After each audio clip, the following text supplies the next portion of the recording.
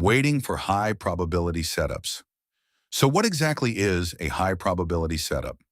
Many traders believe it's a secret chart pattern or a magic indicator that predicts the market's next move. It isn't.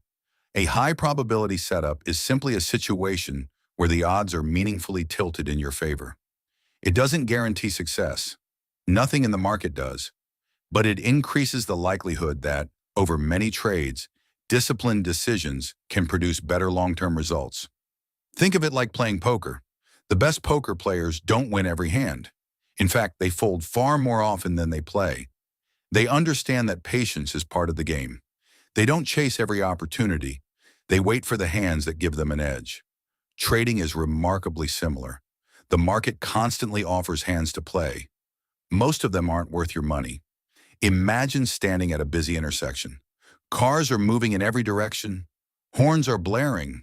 Lights are changing. Now imagine trying to cross the street with your eyes closed.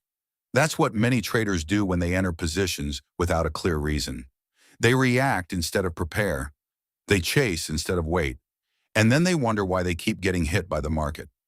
The strongest opportunities often share a common trait.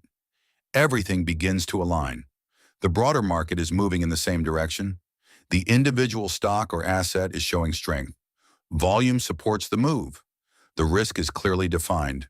And perhaps most importantly, the potential reward justifies the risk. Notice something? No single factor is enough. It's the combination that matters. One green candle doesn't create an opportunity. One headline doesn't create an opportunity. One social media post certainly doesn't create an opportunity. High probability setups are built from confirmation, not excitement. This is where many traders struggle. They confuse movement with opportunity.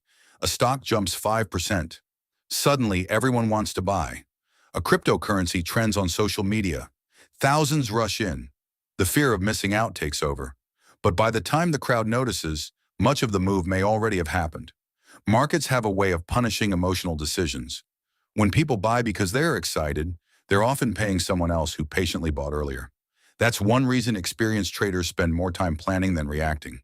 Preparation creates confidence. Reaction creates stress. Imagine two people preparing for an exam. The first studies consistently for weeks. The second opens the textbook the night before. Who walks into the exam with greater confidence? The same principle applies to trading. Confidence doesn't come from hoping. It comes from preparation. One practical way to build patience is to create a checklist. Before entering any trade, ask yourself, is the overall market supporting this idea? Does this trade fit my strategy? Is my entry based on evidence rather than emotion? Where will I exit if I'm wrong? Where will I take profits if I'm right? Does the potential reward justify the risk? If even one of these questions doesn't have a clear answer, perhaps the best trade is no trade at all. At first, that may feel frustrating, but frustration is temporary. Protecting your capital is permanent. Many beginners believe that successful traders earn money because they always know what will happen next.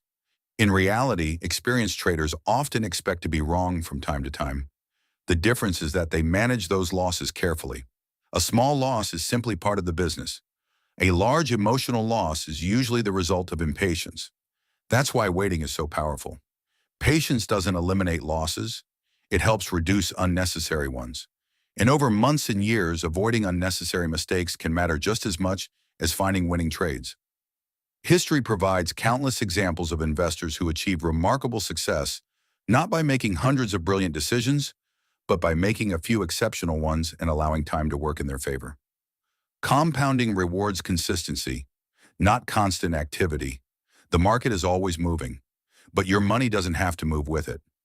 Sometimes the smartest decision is to close the laptop.